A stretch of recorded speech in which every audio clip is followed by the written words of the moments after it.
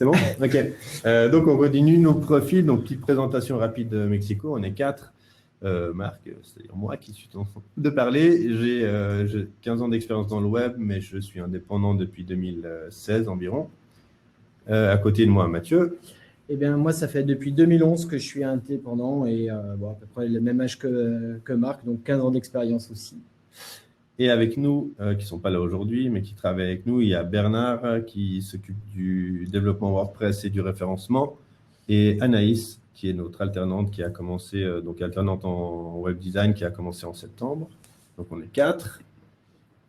Notre mission, valoriser l'image et l'activité des entreprises et proposer des supports de communication efficaces et adaptés à leurs besoins. Et notre communauté, alors c'est un peu ce qu'on a dit tout à l'heure à Véronique, notre environnement, c'est qu'on travaille tous les jours depuis Coworking Grenoble et on y est en ce moment physiquement.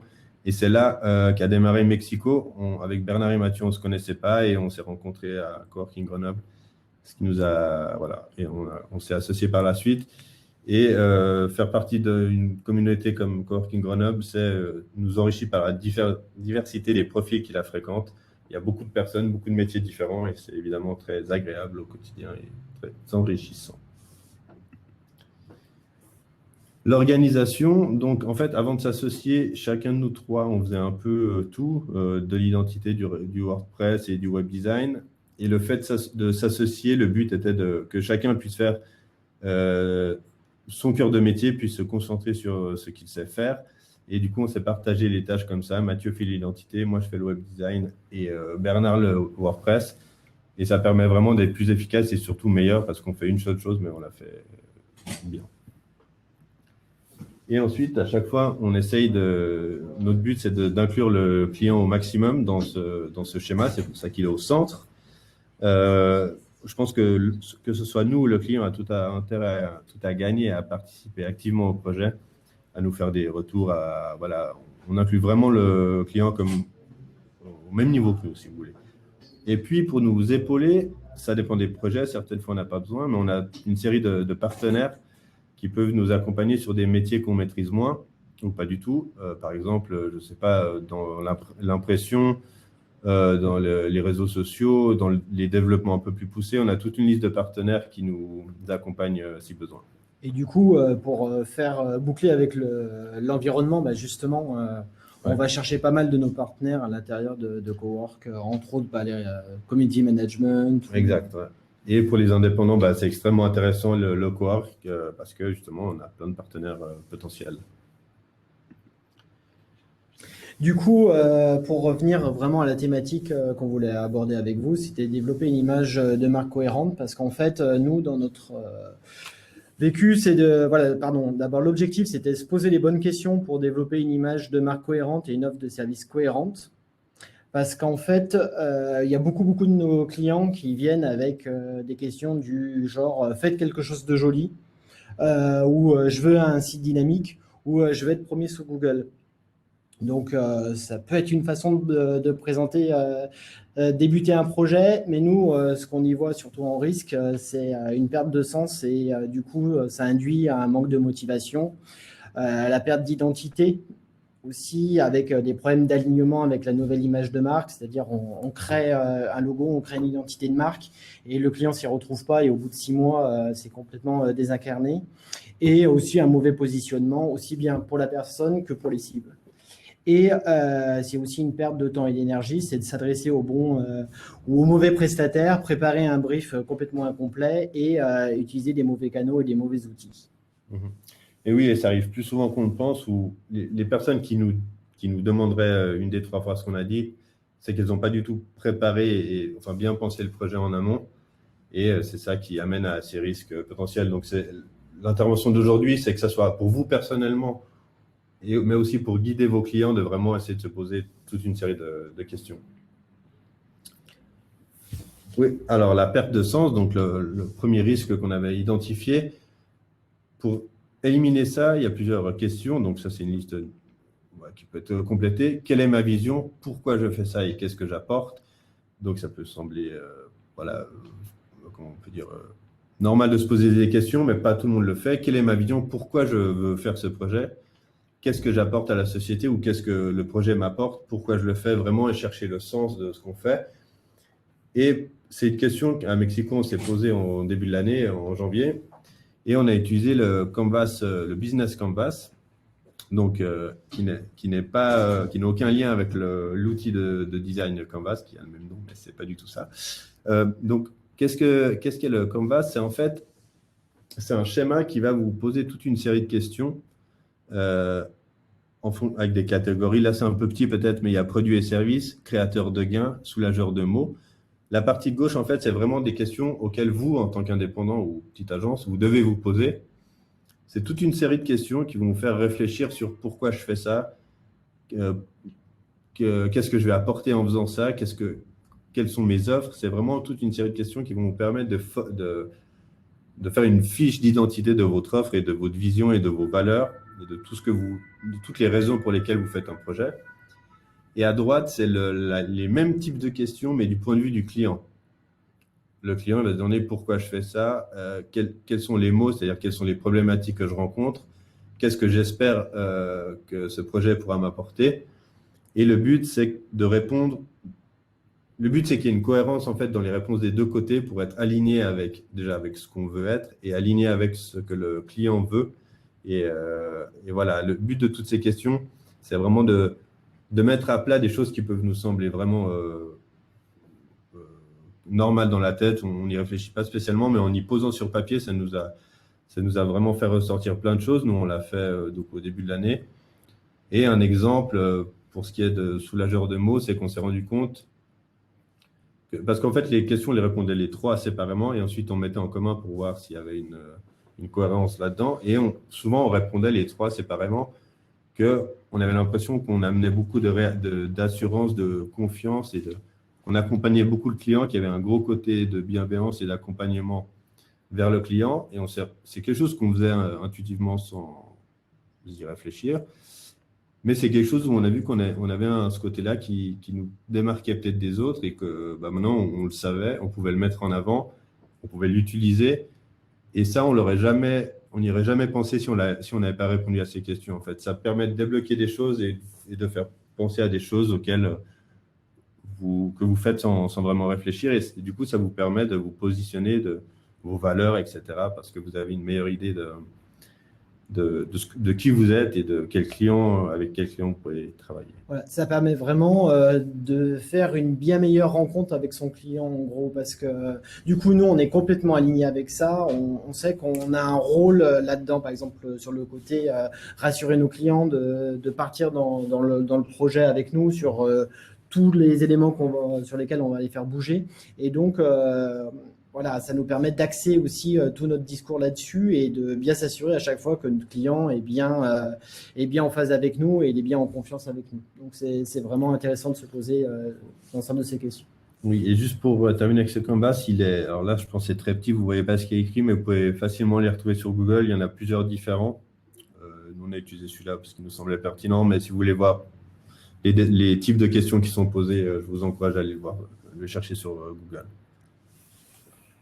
Voilà, on vous propose de passer sur l'autre axe identifié qui était la perte d'identité. C'est comment je vais être perçu, quelles sont mes valeurs et ma valeur ajoutée. C'est vraiment la continuité du Canvas juste avant. En fait, pour vous présenter un peu les raisons de se poser des questions et l'impact que ça peut avoir, c'est que voilà, on a travaillé par exemple pour ce client qui s'appelle la Maison du Fromage. Ça, c'était leur logo. Et en fait, par l'entretien qu'on mène en amont, moi, j'essaye de déceler un petit peu où il veut aller. Toutes ces questions de valeur, de panier moyen, là, pour ce cadre-là, de client, de qu'est-ce qu'il veut faire de son projet. Et en fait, c'est important de se poser ces questions-là parce que ensuite, lors de ma présentation des pistes graphiques pour refondre son logo, on est arrivé avec un positionnement comme celui-là, qui était un positionnement tourné sur le côté écolo, recyclage, upcycling, pour reprendre la thématique de Véronique. Et voilà, donc là, on est dans quelque chose qui est vraiment axé là-dessus, avec tout un choix de papier, de matière et de tout ce qui va avec et qui fait l'identité. On a une piste 2 qui, elle, était complètement différente et qui revient sur la partie bleue et ce qu'on attend plutôt le côté produit laitier, plus rester sur une gamme un peu plus traditionnelle.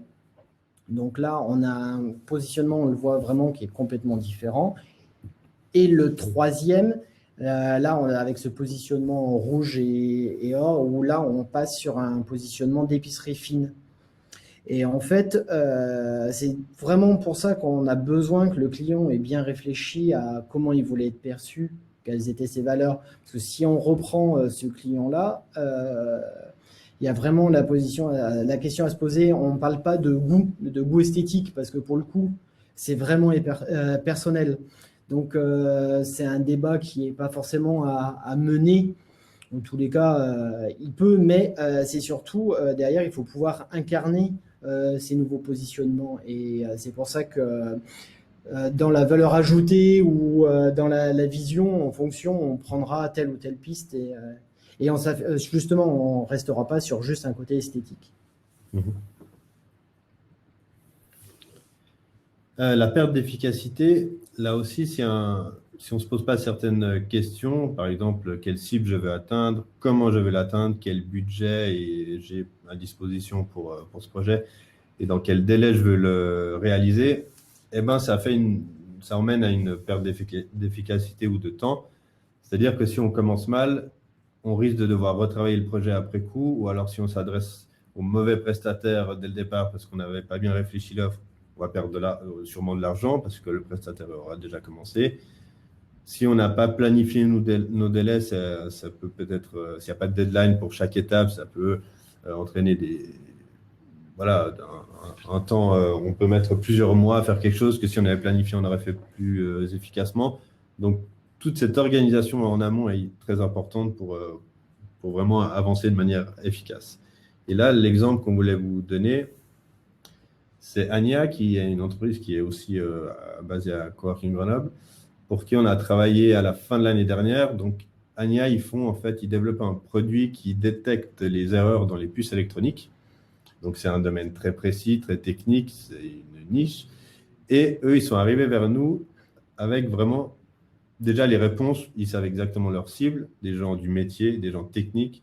Ils ne recherchaient pas du tout à plaire à monsieur, madame, tout le monde ou d'avoir 500 000 visites par mois. Ils visaient vraiment les gens du métier. Ils avaient aussi une idée de comment ils voulaient transmettre ce message, avec quel support, le site Internet.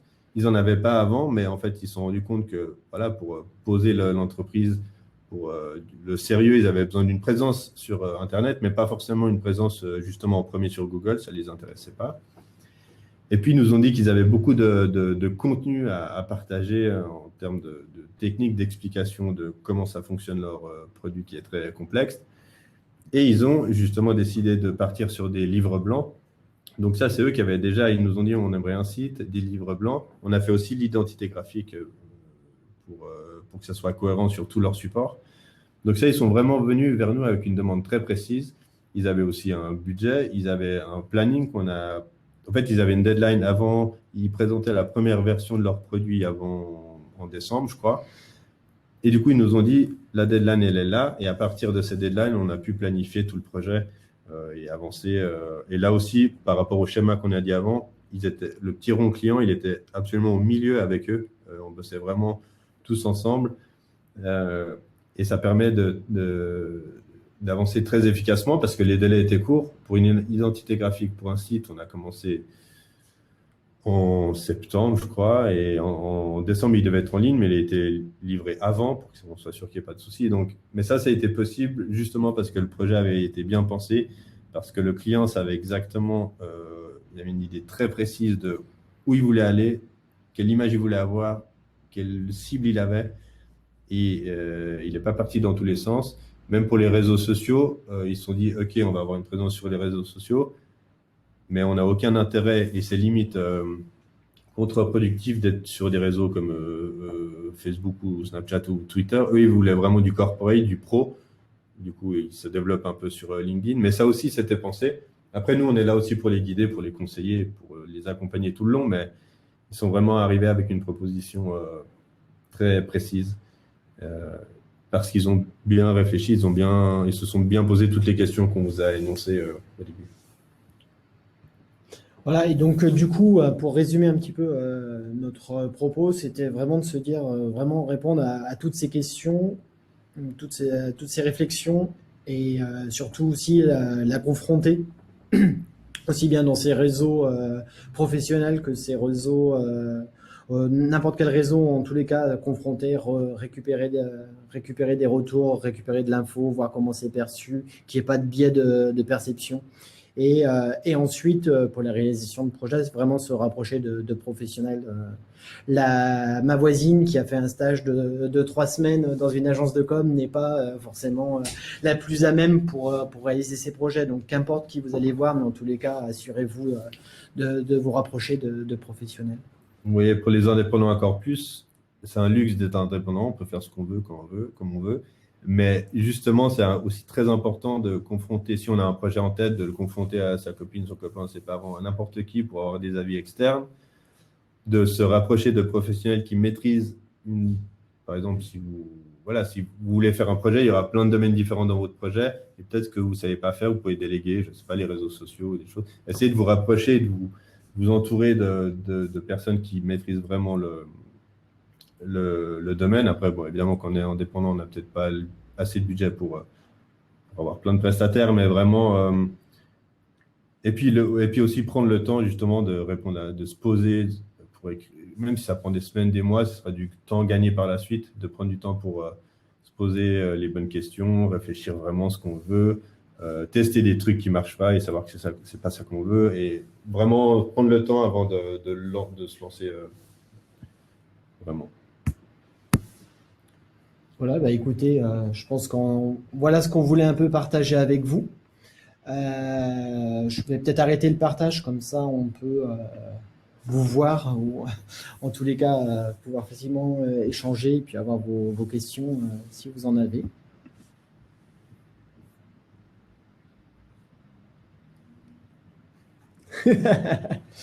Allez, le premier. Hop. Déjà, Véronique ou Mathias, est-ce que déjà ça vous parle, ce dont vous avez parlé? Est-ce que vous étiez déjà sensibilisé à ça? Enfin,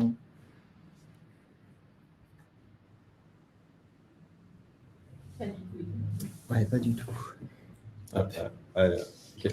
Ouais, alors du coup, moi, je connaissais ce schéma-là qui est une aide pour, ouais, effectivement, déterminer, préciser les valeurs.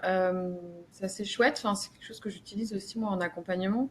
Et enfin, moi, du coup, ça me renvoie à, c'est un peu, pour moi, la base de tout, effectivement, pour reconstruire une image de marque, une identité de marque.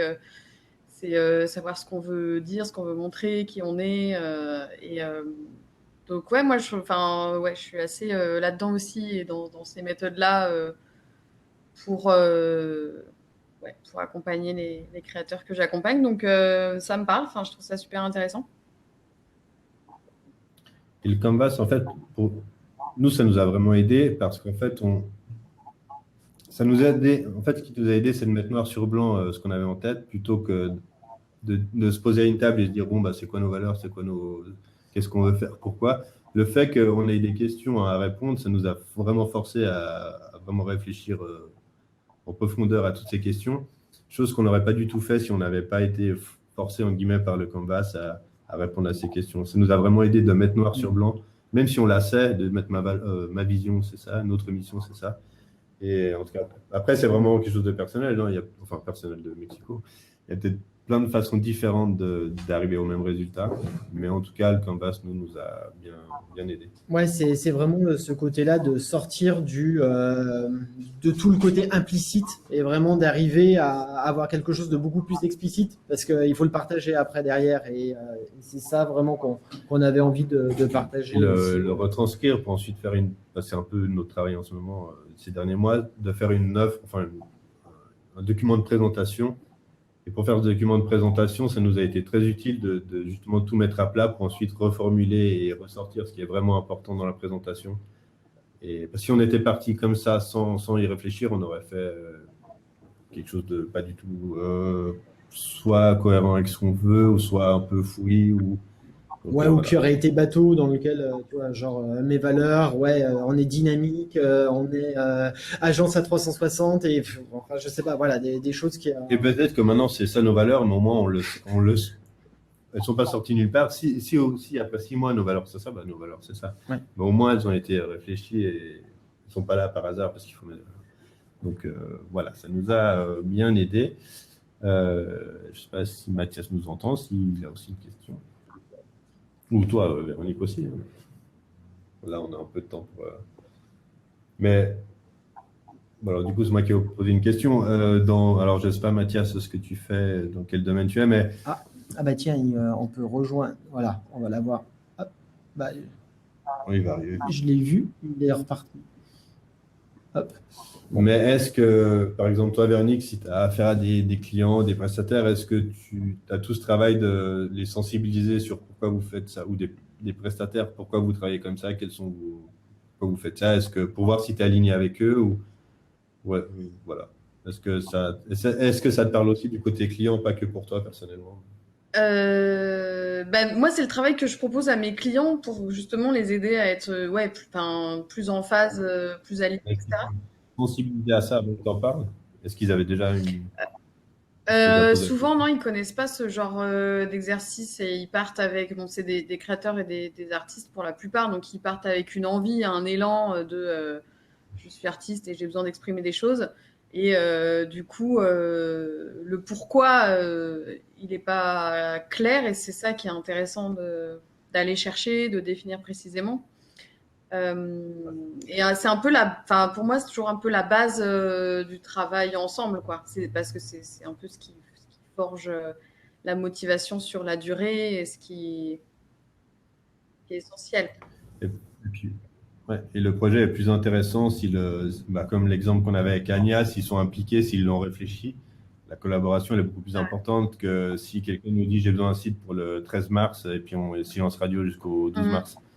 Donc c'est ça le but, c'est d'être aligné avec eux et de les faire participer le plus possible. Ouais, et puis il y a la dimension aussi, je pense que c'est ce que tu développes un peu dans ton offre, je pense, mais ce côté du fait qu'on partage des valeurs, bah, du coup derrière en termes de motivation aussi, que le projet aboutisse, on se retrouve avec. Ah, mais c'est toi, Mathias, j'avais même pas fait le lien. En fait, quand j'avais un peu merdouillé tout à l'heure quand je m'étais connecté. Ah, mais oui, Mathias. Pardon, bienvenue. Non, mais continue. Non, vas-y, je t'écoute. Non, mais bon. Non, mais voilà, en gros, c'était ce qu'on ressortait, c'était cet aspect-là, c'est que si le client a bien réfléchi, qu'on est bien en confiance, qu'on a bien échangé cette structure, ces valeurs et tout ça, nous derrière aussi, en termes de motivation, on y gagne parce que du coup, on voit que le client il veut y aller et on a une feuille de route et en gros, là, les projets que nous, on traîne à l'heure actuelle dans l'agence, qui sont sur plusieurs mois, c'est des projets où le client est complètement perdu. Donc, plus le client est perdu, bah, nous, on est perdu aussi. Et puis, Et ça après, doit- c'est peut-être nous qui n'avons pas fait les choses bien à la. Si le client est aussi perdu, ça peut être aussi de notre faute. Mais du coup, ça fait que tous les 5 mois, il faut se replonger dans le sujet, il faut se remettre dans le projet. Et après, c'est pendant une semaine à fond, puis après, il n'y a plus rien pendant 5 mois, il faut se remettre dedans. Donc, c'est toutes ces choses qu'on essaie d'éviter le plus possible. Parce qu'il y a certains projets qu'on aurait pu faire en un mois, puis ça fait 6 mois qu'ils sont en route, quoi. Donc, Mais c'est ça qu'on essaie de plus en plus. ouais, du coup, moi j'ai une question par rapport à ça, c'est concrètement dans les faits, comment vous faites bosser vos clients là-dessus? Enfin, parce que du coup, ça doit être parfois compliqué quand justement les clients sont pas du tout dans cette énergie-là ou qu'ils n'ont jamais fait trop ce travail-là. Alors, moi, c'est souvent. Alors, moi, j'ai souvent ce travail à mener parce que comme je fais tout ce qui va être identité de marque et finalement le positionnement, souvent, je rentre. Déjà, je les fais parler d'eux. En gros, j'essaie de voir est-ce que vous avez déjà un peu une vision, votre objectif, enfin, essayer de les faire parler là-dessus.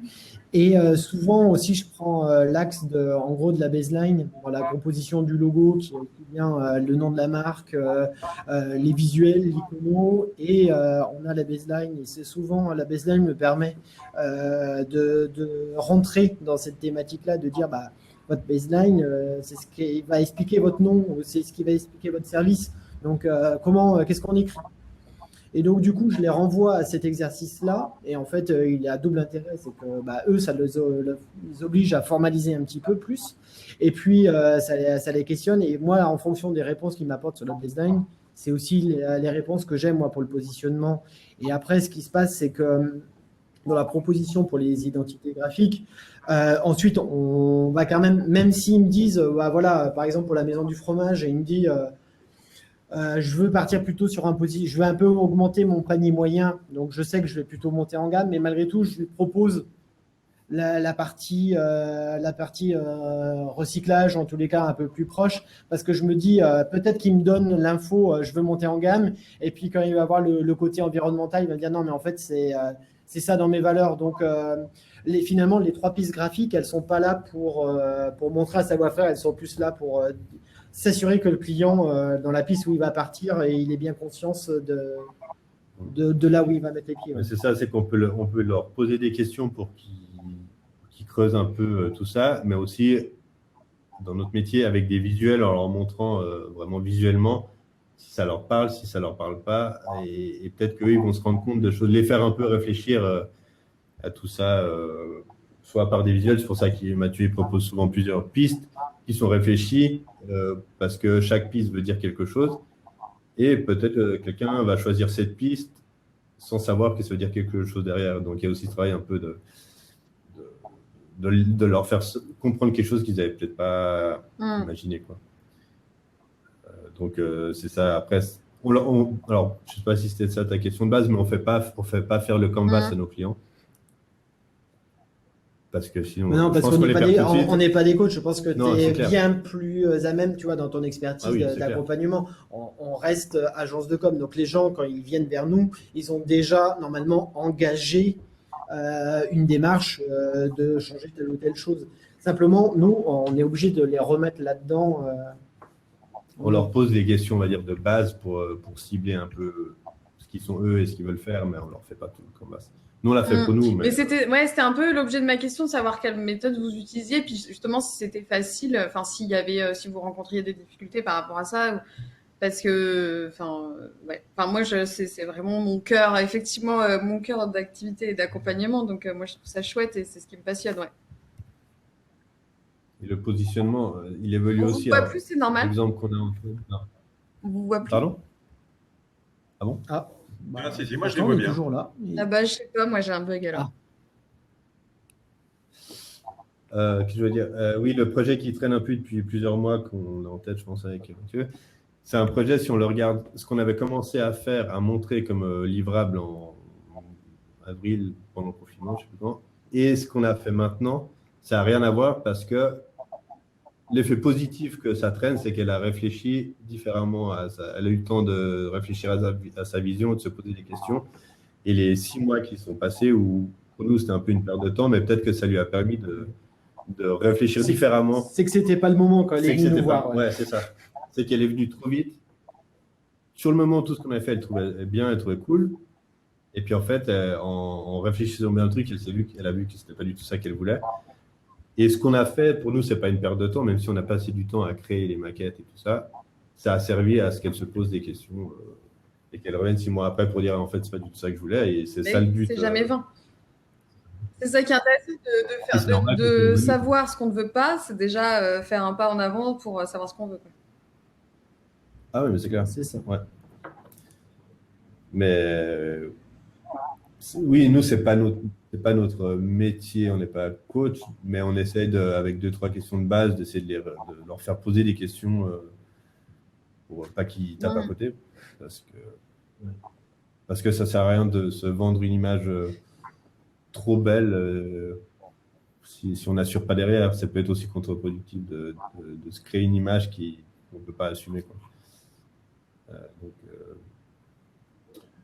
Donc voilà un peu toutes les questions Et ouais, on voulait traiter le sujet aujourd'hui parce qu'encore une fois, nous, ça nous a fait un peu un déclic parce que on était un peu à fond dans le boulot sans vraiment se poser de questions pourquoi on le faisait.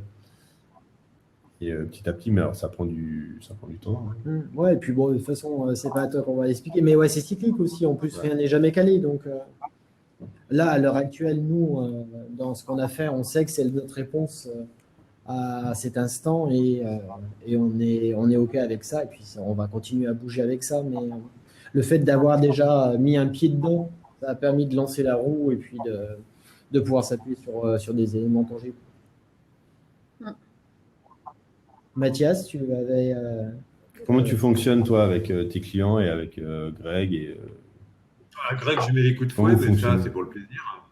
Ouais, mais ça, c'est bien. Non, mais ça, c'est des valeurs. Si tu l'assumes, il n'y a pas de mauvaise valeur. Non, c'est pour ça que j'ai pris un petit nouveau, justement, pour en mettre un nouveau et arrêter avec Greg. Non, non, non. Là, moi, ce qui m'intéressait, en fait, quand j'avais vu juste le titre de la présentation, donc c'était de voir un peu ce que vous aviez à dire autour de la logique de développement d'une marque cohérente, d'une image de marque cohérente. Moi, en fin de compte, je suis sur un profil un peu particulier parce que j'interviens dans pas mal de PME un peu partout en France,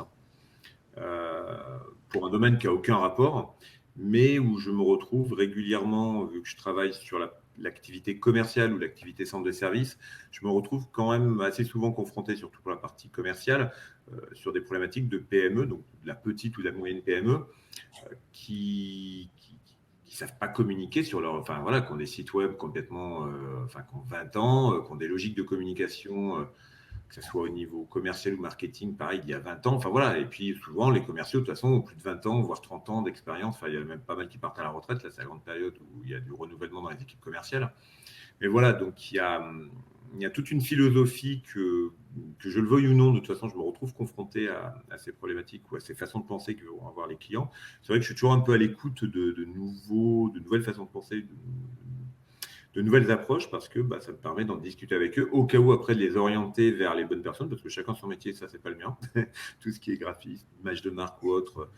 Voilà, moi, c'est plutôt pour la culture générale, pour après être capable d'orienter les personnes vers les bons interlocuteurs.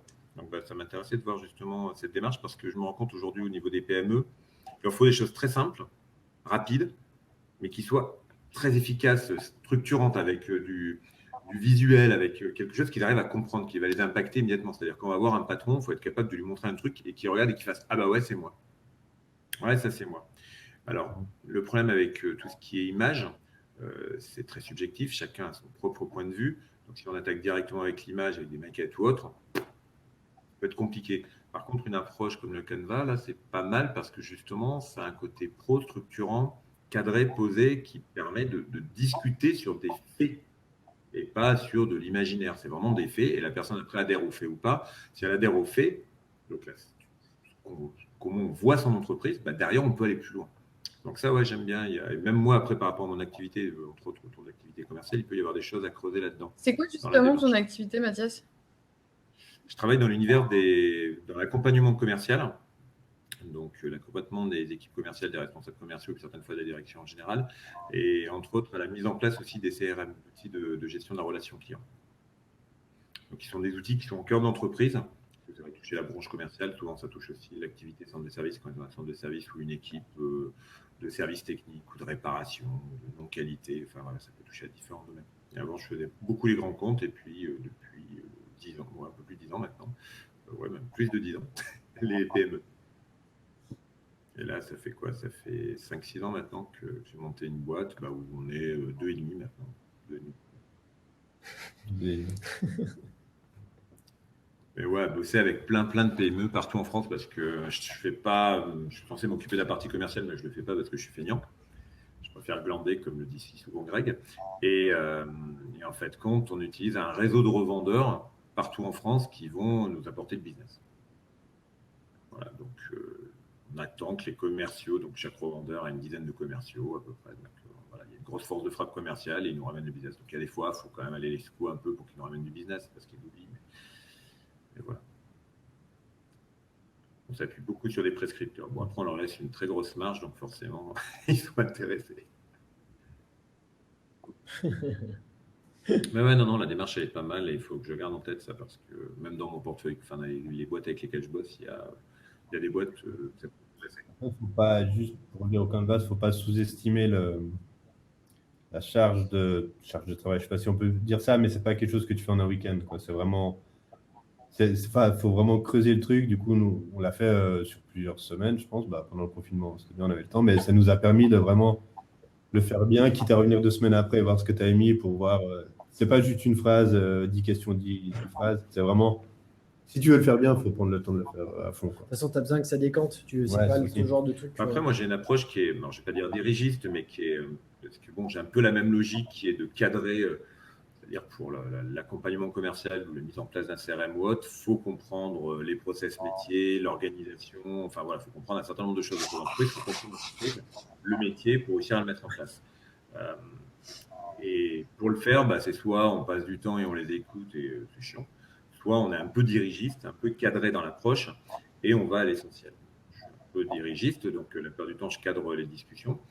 Et je pense qu'avec l'approche Canvas, ça peut être un peu pareil dans certaines structures, c'est-à-dire arriver, les laisser parler, les écouter et après être capable de les classifier et au moins de les diriger. Et je pense qu'avec quelque chose d'un petit peu industrialisé, il y a quelque chose à faire d'assez, je ne vais pas dire rapide non plus, parce qu'on n'arrive pas forcément à avoir quelque chose de très rapide, mais en 2-3 jours, peut-être d'être capable de sortir un truc qui tienne bien la route, qui ne sera peut-être pas finalisé, qui sera peut-être une V1 et qui nécessitera après justement que ça mature chez le client, qu'il y ait des échanges pour finaliser, pour vraiment terminer le truc. Mais il y a quelque chose de sympa à faire. Ouais. Et dans les PME, moi, toutes celles que je rencontre, il y a un vrai besoin de ce type de démarche. Là où tu as raison, c'est qu'il ne faut pas chercher la perfection et d'accepter de dire c'est un élément au moment T qui a été construit au moment T et puis et on se sert de base pour le faire évoluer par la suite. Ça, je pense que dans ta démarche, ça marche. Non, là, ce que vous avez présenté, je vais donner un coup d'œil en parallèle. Non, c'est un bon outil. Pour moi, c'est un des outils de travail. En fait, ce qui manque aujourd'hui souvent, je m'en rends compte quand on approche des PME, c'est des outils de travail qu'on va leur proposer, c'est-à-dire des démarches, un process, quelque chose d'industrialisé. Et ils sont très preneurs en fin de compte parce que quand on discute dans une PME, on va discuter avec le patron ou avec un des responsables, c'est des gens qui n'ont pas le temps. Il faut aller à l'essentiel. Ouais. Les gars, ils gèrent le business, ils gèrent l'administratif de la boîte, ils gèrent le RH, ils gèrent plein de trucs, et ils ont rarement le temps à perdre. Donc, en allant à l'essentiel, ça peut vraiment les brancher. Donc, je garde ça en tête, c'est pas mal. Merci pour tes retours. Est-ce qu'il y a... Vous avez encore... Ouais, parce qu'on ne sait pas trop si normalement à 17h10 ça devait couper, mais peut-être pas. Donc, on préfère vous dire au revoir, merci. Moi, il reste 26 minutes. Si vous avez encore une question de remarque, on a encore un peu de temps. Mais si jamais ça logiquement, il reste 26 minutes. Il y a marqué temps restant 26 minutes en haut. Mais ça, c'est mais c'est la clôture.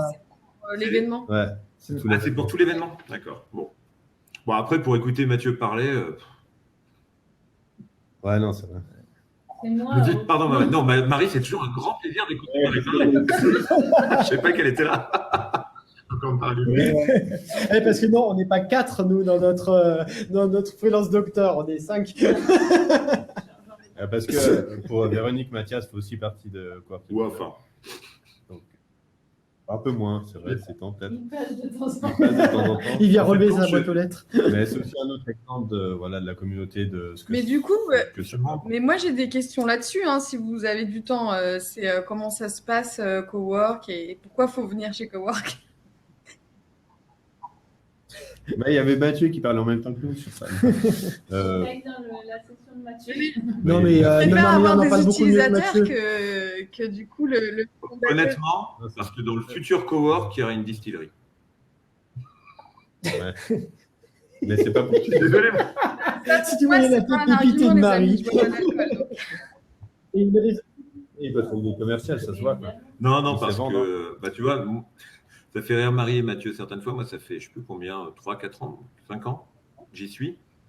Je suis en abonnement mensuel parce que je n'ai pas envie de me poser de questions, comme vous deux, je crois aussi. Ouais. Et j'y suis une fois par semaine quand j'y vais. Voilà. Mais n'empêche que c'est un peu c'est un peu comme une association.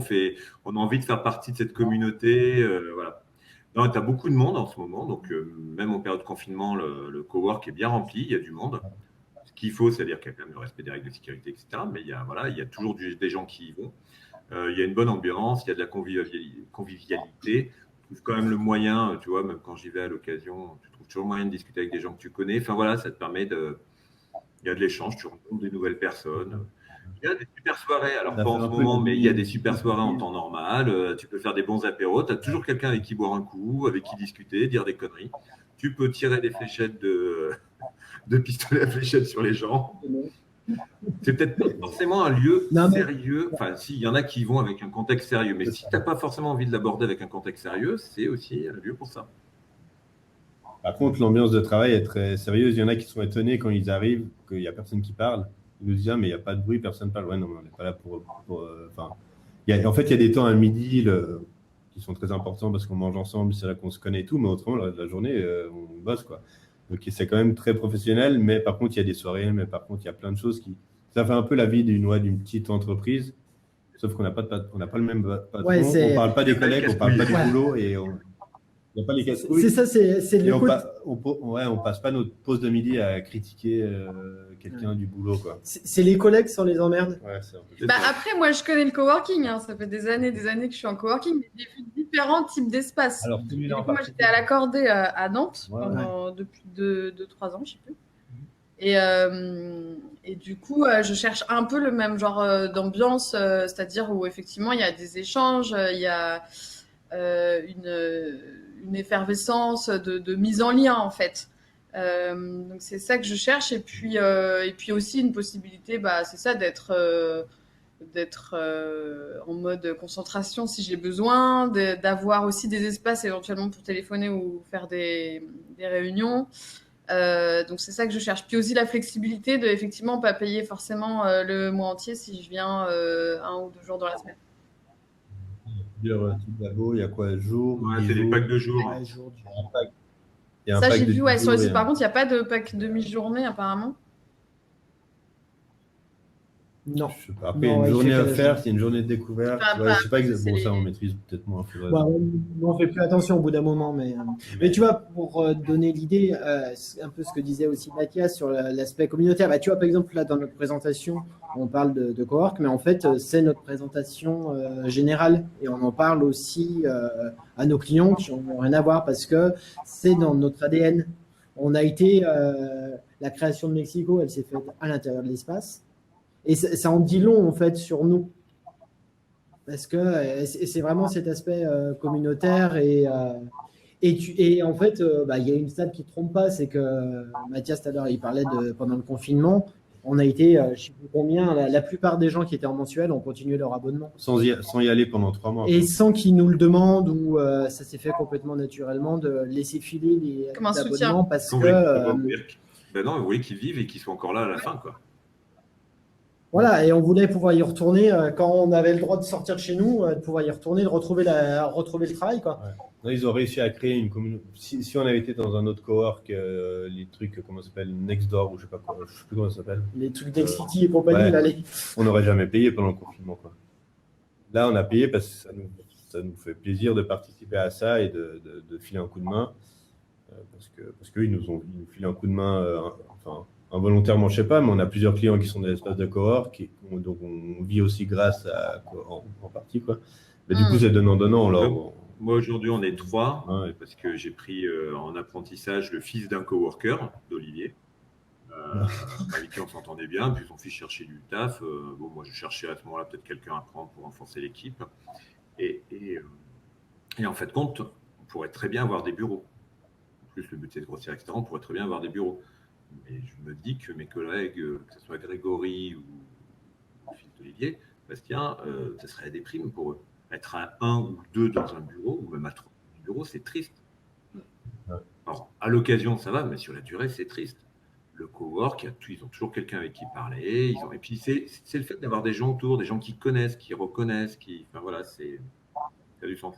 Et c'est vrai que ce qui était dit sur Mathieu, c'est que Mathieu, j'aime pas faire des compliments sur Mathieu, mais il a quand même cette capacité à avoir fédéré les gens, à créer un esprit, et qu'il va continuer dans son prochain projet qu'on attend tous, je pense, avec impatience.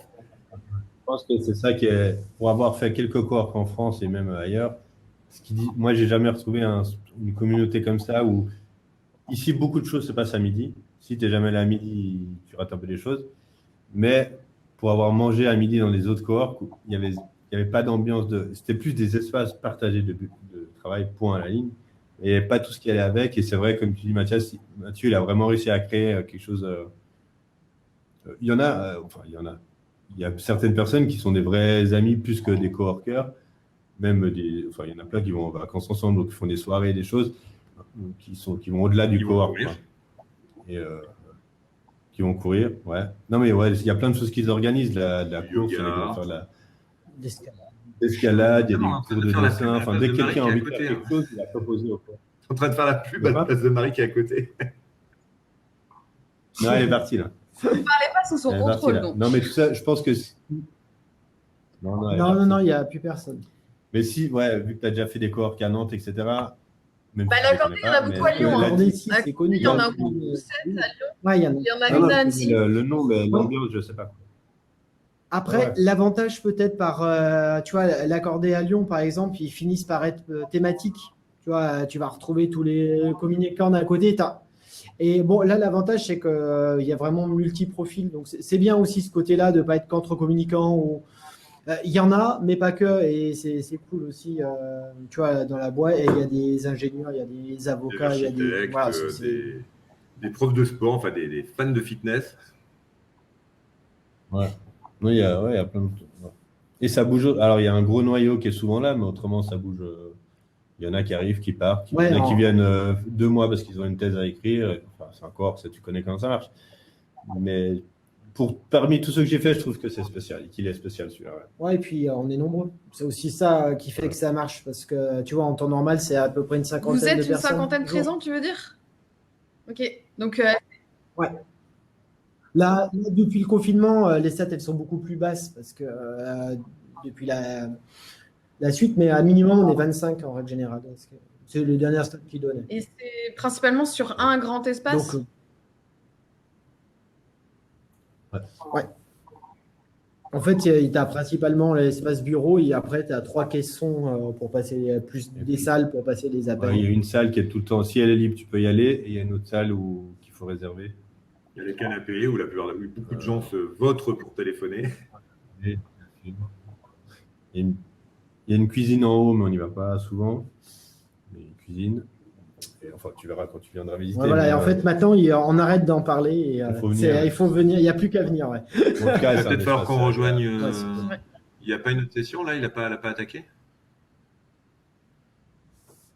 Je sais pas.